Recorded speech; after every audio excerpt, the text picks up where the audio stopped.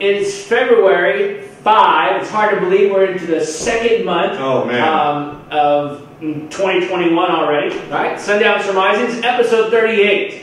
And last two episodes we did were both in Luke, interestingly enough. Yeah, that's and right. I think this week, or well, the next two, we were looking at kind of schedule, and you chose something from Genesis, and I chose something from Genesis. That's awesome. We're like connected. Yeah, it's like and the reason that, because we don't actually compare notes, we kind of bring our story to say, okay, let's look at this. What do you come up with? Yeah. So each person gets a fresh take and going through it, so we can kind of experience it with you. If you've never been through the story, that's going to be me too, going through. I mean, I may have a little background to it, but we're going to go through a story that PJ wants to share tonight from Genesis chapter 45. I'm kind of looking excited to it. New start is our theme and our story. If you notice the graphic coming through right now, being changed from old to new, and all sorts of things that come with that. So thank you for joining us, and come along on this adventure as we go through this text. Yeah, so tonight's story, family dynamics are such a strange thing. Oh, yeah, they can be. They can be, especially, they talk about, things come out like at the holidays, yes. together. And where you start to go, do we want to spend time with the holidays? Or, that's true. And because, most of the time,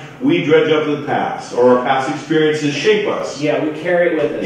Yeah. We call it baggage for a reason. You're right. That's true. Well, this story is a very long story. Yes. There's a number of chapters that deal with the story of Joseph. Okay, Genesis 45, there's a lot. He's probably one of the characters in the Bible we have the most about. Moses, Joseph, Jesus, Paul. Yes. There we have chapters and chapters of their stories. Now, sometimes, and I talk about this many times just in my work or with people, we sometimes create our own mess. And then we complain about the mess we're in. And so who did this? Exactly. Well, I know you're going to talk about sometime here shortly Jacob. Yes. And Jacob is Joseph's father. Yep. Who was in messes and created messes. Yes, he did. Yeah, so there's going to be some dynamics with that. So Jacob didn't necessarily put boundaries on how we treat each other. He kind of let it happen organically and thought it would just happen. Right, and they would self-regulate. Right. That didn't work so well. Whatever happened, though, Joseph quickly, and from his life story, you'll see that he built a relationship with God. Yeah. That he developed something and connected with God, and he was able to have dreams, and they loved some people loved his dreams. His dad loved him until he told a story about him. Yes. The dad's like, wait a minute. He's clearly the first one. He's got the special anointing. He's got these dreams. And he's got, wait, that's about me? Wait, no. Yeah. Exactly. So, jump ahead that Joseph is constantly put in the midst of his brothers. His brothers don't like it. And they capture him, throw him in a cistern, sell him to go to Egypt. And they go back to the father with the coat that dad made, the special, like you said, you were talking about, some of those blessings were coming early. And he's dead. They're mourning him. Joseph's sold. Just thing after thing after thing happens. He's fast forwarding through the story. We'll just kind of put a series of pictures. But there's so much we know about Joseph. And he gets into slavery, and then he becomes assigned to Potiphar, and then that goes south. And then he gets into the jail, and then that gets escalated. But then he interprets more dreams, and then that gets going south. And then he does the interpreting the dream for the Pharaoh, and that actually brings him out of it. And new life, new identity in life. And one of the things that this foreshadows, I believe, is what Isaiah talks about, is that God created you. Yeah. He knows your name. Yeah. He created you. And I think so. And the thing that Jesus confirmed is that we are a new creation. Yes. We can have that experience, even when we have this past behind us, we have an experience. And you talked about this a number of weeks ago, about the name that he's given us, that only we know. Yeah. So all that comes alive with this story, and I want to go with the story. Chapter 45. Now, one thing happens is he is now an outsider who's placed on the inside. Yeah, true. And so, if we can look at the story, Isaiah 45, and we're actually let's jump over to 41. Okay. If you don't mind going Genesis 41. Genesis 41, yeah. So, reading from Genesis 41, verses 43 to 45. I'll be reading King James. I'll kind of paraphrase along. We'll have the NIV down below. And Pharaoh said unto Joseph, See, I have set you over all the land of Egypt. And Pharaoh took off his ring from his hand, put it upon Joseph's hand, arrayed him in vestures of fine linen, put a gold chain around his neck.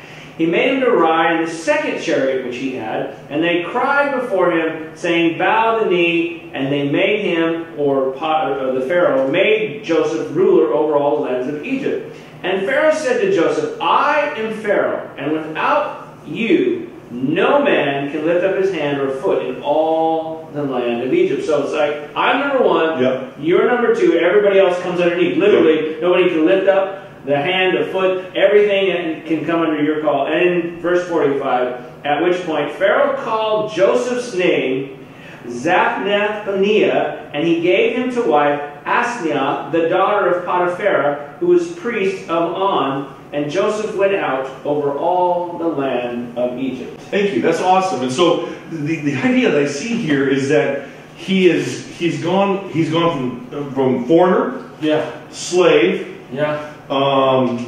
to criminal, put into prison, coming out of prison, and now he's given a new identity. Yeah. It's almost all that's been wiped away.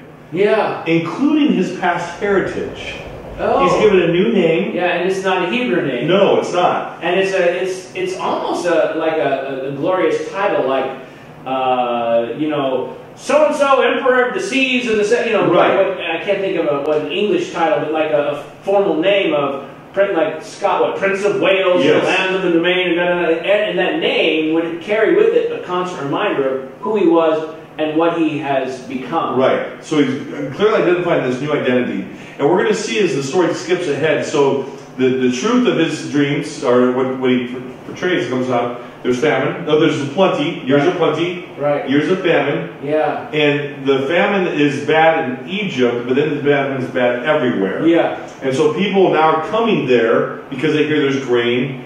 And Jacob, who has now 11 sons, sends them to Egypt. So what I want to hone in on in chapter 45, I want to hone in.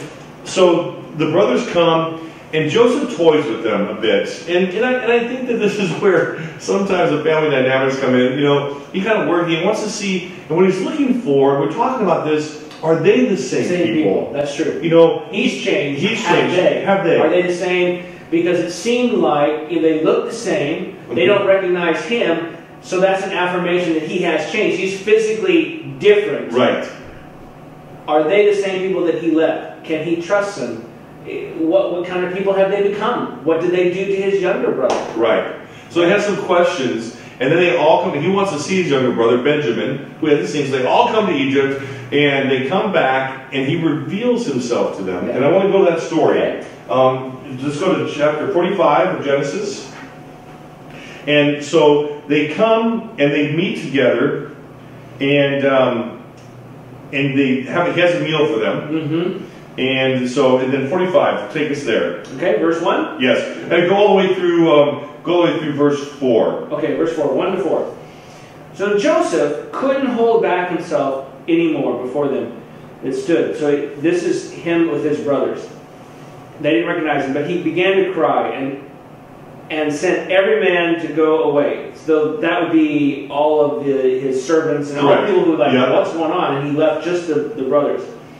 And there stood no man with him while Joseph made himself known to his brothers. Verse 2. And he wept aloud, and the Egyptians and the house of Pharaoh heard. I never really thought about that before. They're outside there. I mean, think about it. Some of them they're probably his guards. He told us to go out. We go in. Oh, they heard him. Yeah, what's happening? Because if he dies, the Pharaoh, number one, is going to have... I mean, that must have been anxiety. I hadn't thought of that. Anyway. Yeah.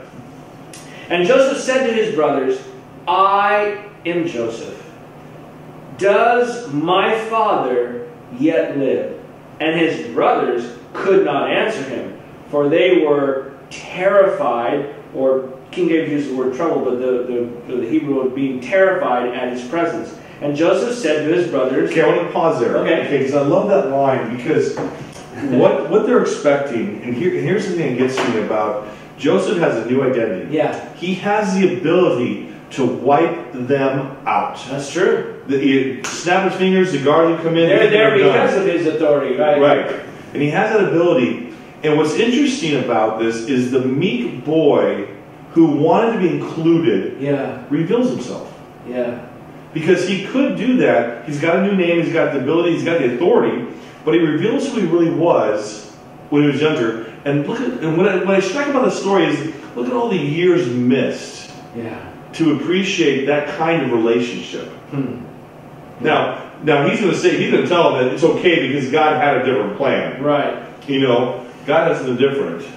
Yeah. But they're terrified, and so I think one of the things that we sometimes, when we get new identities, is that we're still those core people inside with insecurities, with struggles, but we look to God to make up that difference. Yeah. You can tell, they had changed. There's enough in the story. Simon's willing to stay, and Judah makes the speech about, take me, because I promised that this right, and all that. So he knows the two main instigators, have changed, because Judah was a big deal, was a problem child. Not Reuben, the oldest, but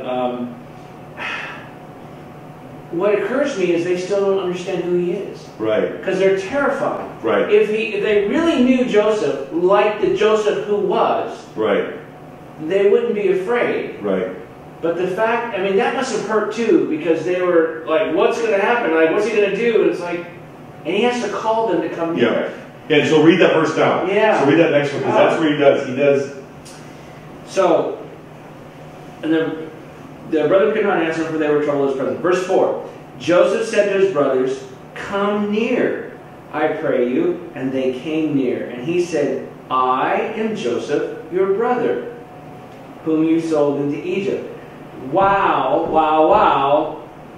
The first he just says, I am Joseph, and he leaves let them figure it out. But now he says, I am Joseph, your brother, whom you sold into Egypt. It doesn't excuse them what they did, but he adds that attachment. Yes. Interesting. I believe it's because he wants to say, it's almost a forgiveness statement.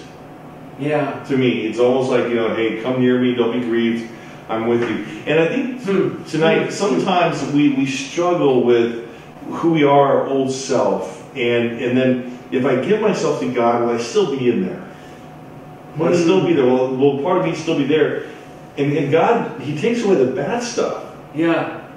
And He replaces it with something good, and that new identity. But He says, I'm going to shape you into that, transform you, not change you. Right. He left, and he was this probably little boy, 17. Well, that's a little, younger. And now he's at least what we estimate somewhere in his 40s. Mm-hmm. That's a lot of change. If I think about myself from 17 to 40, which was a while ago. Yeah. It's like how much different I would have changed, become, thought, look, right. And how much would I be recognized by people, and what would their think? But his inside is still the same. Yes, yeah. The name may be different, look may be different, but his inside is still the same. Yeah, and that's a powerful thing. Well, thanks for letting me share my story tonight. That was awesome. That was awesome. It's just so full of the hand of God. Yeah. And maybe that's where you feel like God's not in your life. And maybe you feel like this has happened or this has changed and I don't know what's up and what's down. God is a God of new starts. God is a God, you may have a different name, you may feel like you've been exalted or debased or whatever thing, but God knows your heart. And He still sees you the same child He cared about, the same child He designed, the same one He's known from birth. And He just wants to have that kind of relationship with you. It's cool. Thank you again. Look forward to next week. We're going to be in Genesis. We're going to turn back the clock a little bit to another famous story of his father, Joseph's father. We're going to look at that next week. Thank you again for joining us at Sundown Surmisings. We'll see you. Bye.